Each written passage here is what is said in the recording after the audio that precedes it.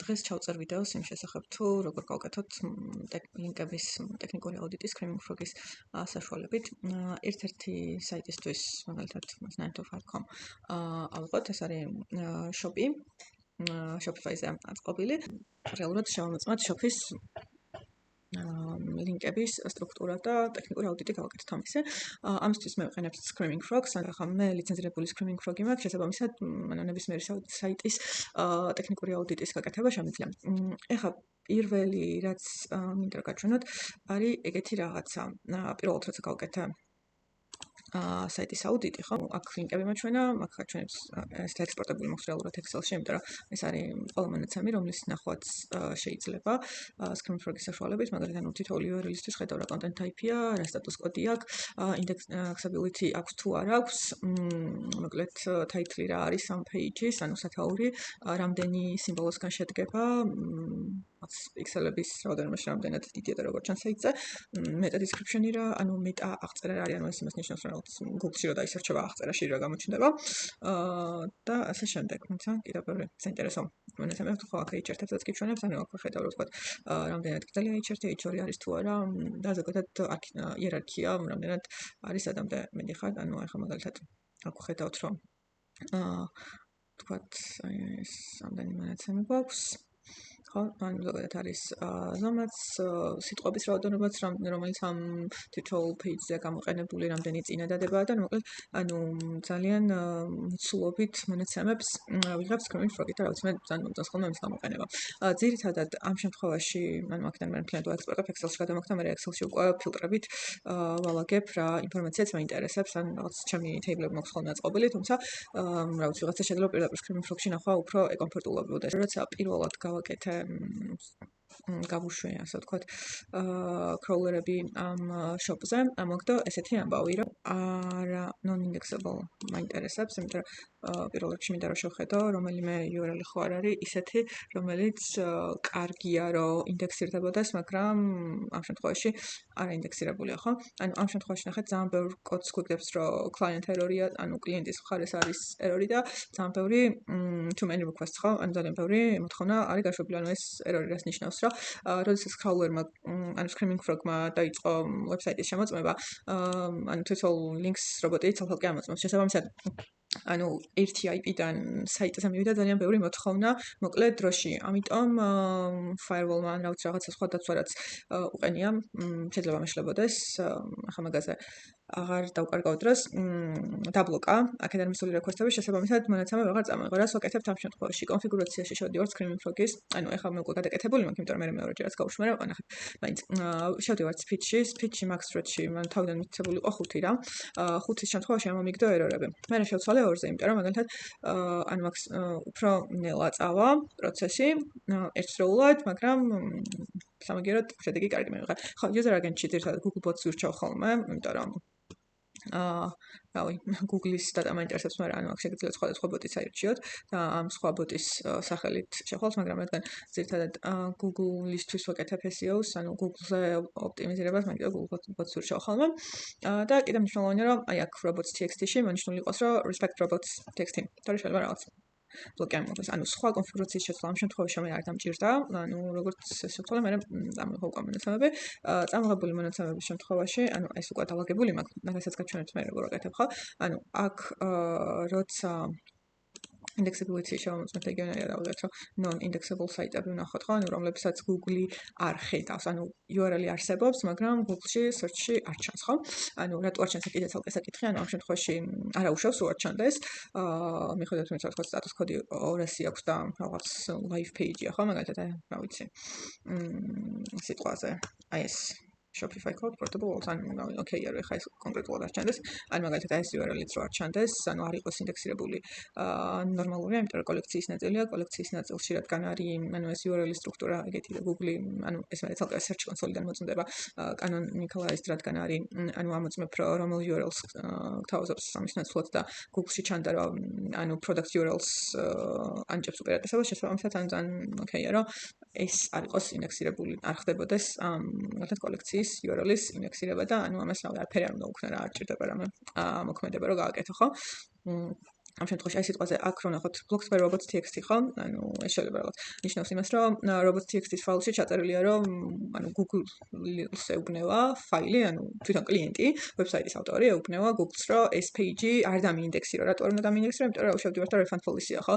ანუ refund policy მაინც დიდად მნიშვნელოვანი არ არის, რომ ჩანდეს, ანუ იყოს search-ვადი Google-ში, იმიტომ რომ რაღაც ახლა მომხმარებლისთვის თუ მაინც საინტერესო არის მოძებნის თვითონ საიტიდან, მაგრამ Google-ი რომ ამ საიტის ამ page-ის არსებობით დაბინძურდეს, ან თვითონ search-ი, მაინც სასურველი არ არის რა რაღაც ახლა დიდი values მომტანი არ არის ამ შემთხვევაში, ხო? ამიტომ, რავი, ახლა ესენი უკვე ნანახი მაქვს და პრინციპში ახლა ვაკეთებ ზოგად აუდიტს რა, ანუ დეტალურ აუდიტს არ ვაკეთებ, ამიტომ რენდომად ვამოწმებ რაღაც ლინკებს, ხო?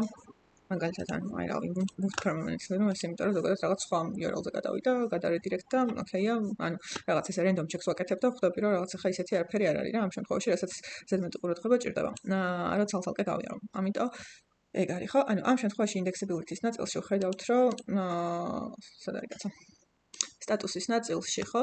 ანუ აღარ გვაქვს ის, რომ ანუ too many requests აღარ არის რა, ანუ უკვე შემოწმდა ყველა page-ი, ისე როგორც უნდა შემოწმებულიყო და ინფორმაცია წამოვიღეთ. ანუ აქ მე ეგეთ რაღაცა უკვე გავაკეთე, რომ ცალკე დავყავი არაინდექსირებადი page-ები, ანუ მე ამოვიღე page-ები, რომლებსაც გრძელი title აქვს, ანუ ეს იმას ნიშნავს, რომ აი მაგალითად meta description-ის ლინკს ვიღათ მინდა. ხო, ანუ გრძელი title არა, ზოგადად 60 სიმბოლოში რო ჩავეტიოთ ხოლმე უკეთესია და ანუ ამ შემთხვევაში რადგან 60-ზე მეტია ყველა, ხო? ნუ კარგი იქნებოდა, რომ sales expert-მა ან ვინც ამ საკითხზე მუშაობს, მინიმუმ რეკომენდაციის სახით, ჩემს რეკომენდაციებში აუცილებლად იქნება, რომ ეცადონ, რომ სიმბოლოების რაოდენობა მაგალითად აქ 80-ია, ანუ აი კი ბატონო, და ეს არის, მაგრამ აი რავი, ეს B-Unix მაგალითად ამოვიღებდი ამ შემთხვევაში, იმიტომ რომ უბრალოდ სიმბოლოების რაოდენობას მიზრდის და ეს B-Unix და men's gifts you'll never forget რაღაც ანუ აი რაღაც ეს რა ვიცი, ნახავ მაგალითად რამდენად ეს search term-ი დასერჩვადია კონკრეტულად ამ page-ისთვის, ხო? ანუ ამას რა ვიცი, ეხლა ვშავ ამას მოთმე. ხო, აქედან გავაგრძელოთ. მოკლედ, ნახოთ კონკრეტულად ამ ვებსაიტისთვის რაღაც ეს B-Unique search term-ი თუ რამე დამატებით values იძლევა, ხო? შევავარდოთ თვითონ URL-ი, ვნახოთ ბოლო 3 თვის მანძილზე რა keyword-ები იყო, ან რა top 500-ი ვნახოთ, ხო, მაგალითად, impression-ების რაოდენობით ჩავთვალოთ, ანუ რავი, პოსტზე ეს არის unique man gift, ხო, მაგალითად. ამ შემთხვევაში ბოლო 3 თვის მანძილზე იგი ანუ არ არის საერთოდ რა რელევანტური ეს search term-ი. ანუ რა ვიცი, ვინმეს როგორ არ დაწყდეს ბოლო 12 თვის მანძილზეც ვნახოთ, ვინმე ერთხელ მაინც თუ დასერჩა, ანუ B-Unique-ის დასერჩვით თუ მოხვდა ვინმე საიტზე, ხო?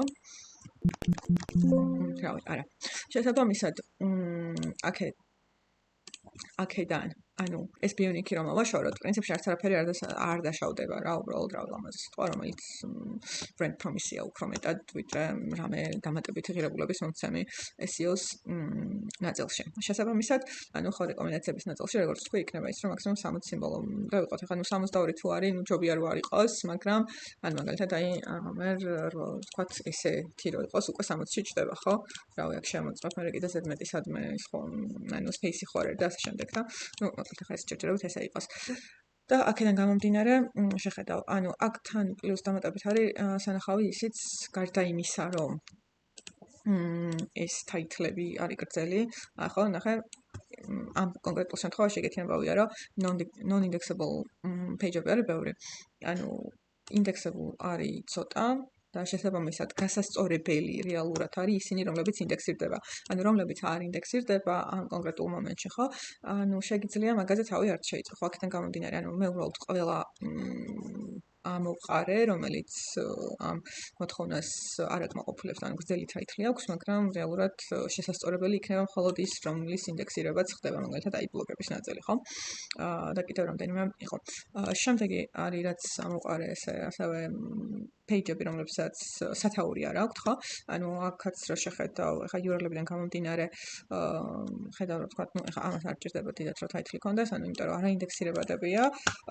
შესაბამისად, რავი, აქ არაფერი ისეთი არ ხდება, არ იქნება შესაძლებელი, მაგრამ რომელიმე რო იყოს, რომელიც ინდექსირდება, აქვე ნახავდი, რომ მაშინ ანუ ალბათ აი აქ ხედავ რომ title-ში არაფერი არ წერია, ნულია და მე ჩასწორებენ.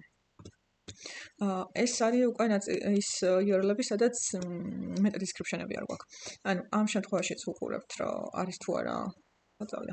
meta description-ი აგერ არ არის. meta description-ი, ანუ ვამოწმებთ indexability-ს, ხო? ანუ თუ ინდექსირდება, მაშინ სანახავია, რომ რატო არის meta description-ი, ანუ ხო, მაგალითად ეს 9 to 5 და how it's made. ანუ acro page-ზე გადავდივართ, ხო?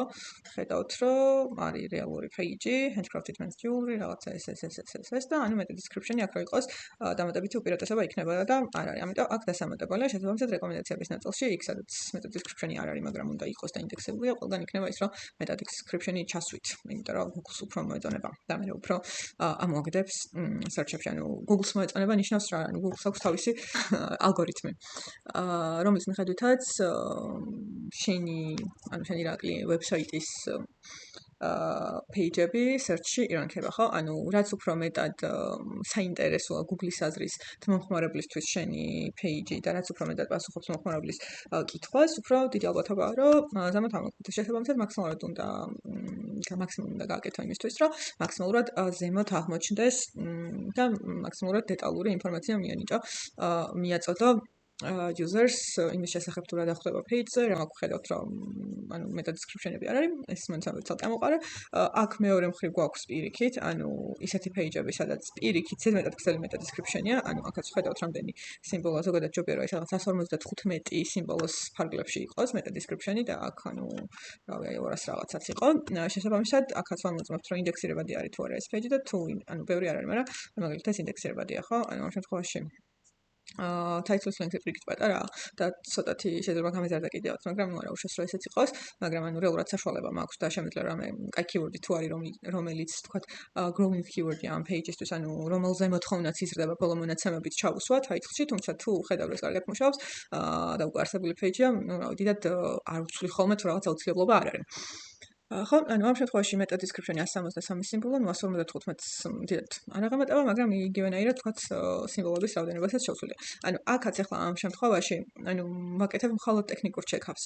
ეხლა არ ვმუშაობ იმაზე, რომ მაგალითად რომელი keyword-ი გამოვიყენო, რამდენად კარგი ტექსტია, როგორია და ასე შემდეგ. ანუ მაგ ყველაფერს ვაკეთებ, მე უკვე კიდე ცალკე მთელი პროცესია, რომ ხო, ანუ აქ მე რეგიონერად ნახავთ, რომ h-ები არის თუ არა და ნუ იგივენერად ვამოწმებთ, რა თუ page indexable არის და h-ი არ არის, მაშინ ახლობს რა page-ია, ხო? ანუ მაგალითად jewelry guides, ანუ jewelry guides h-ი უნდა გქონდეს, რატო არა? აქ ამიტომ რეკომენდაციაში ვწერთ, რომ ეს h-ი აქ დაამატეთ, ხო? აქ არის with canonical issues, ანუ აქაც ანუ შევამოწმებთ, რომ თქვათ canonicalized არის ეს page-ები, მაგრამ თქვათ რატოა?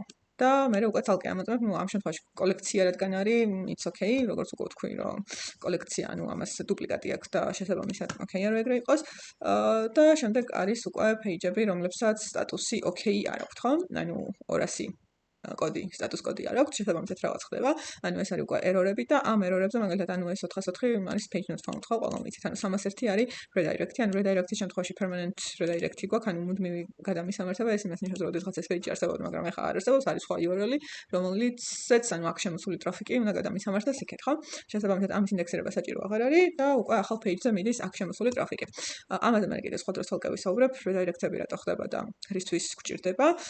ხო, და მოკლედ ახლა მე ცალკე ამ error-ების ანალიზს გავაკეთებთ, ანუ ესენი თქვა blocks, firerobots და URL-ს უყურებთ და რავი, okay, double-kill იყოს. და ამებსაც ცალკე შევამოწმებ, მე ერთიანად დავწერ რეკომენდაციებს და ეგ იქნება რა. ტექნიკური აუდიტის ნაწილი და შემდეგ უკვე მოხდება, ანუ ლინკების ტექნიკური აუდიტი, ასე ვთქვათ. და შემდეგ უკვე მივალთ იქამდე, რომ მე დავიწყებთ იმ საჭიროებების გამოსწორებას, რაც ვთქვათ, ეხლა აღმოვაჩინეთ და ვნახეთ, რომ საჭიროა და ნუ თითოეულს მე link by link მივყვებით მაგას და შევასწორებთ. ეგ არის, მადლობა. იმედი საინტერესო ვიდეო იყო და გამოიწერეთ. ანუ ხო, ეს პირველი ვიდეო რაც ჩავწერე. ზოგადად ბევრად უფრო ხარისხიანი კონტენტი მინდა გავაკეთო, მაგრამ სამუშაო პროცესში გადაღებული ვიდეოებიც მგონია, რომ კაია რომ იყოს, რომ ჩანდეს, რომ ზუსტად რა უნდა გააკეთო ხოლმე და როგორ კეთდება რაღაცაები. იმიტომ რომ შემიძლია ძალიან ბევრი რაღაცას მოყოლ ამაზე სიტყვებით, მაგრამ მაინც ვერ გაიგოთ როგორ კეთდება რეალურად, ამიტომ რა ვიცი, თუ მოგეწონათ, გამოიწერეთ არხი და subscribe-ეთ, გამიხარდება. ან კითხვებით თუ გაქვთ, დამიწერეთ კომენტარები და ვეცდები რომ გიპასუხოთ. ნახვამდის.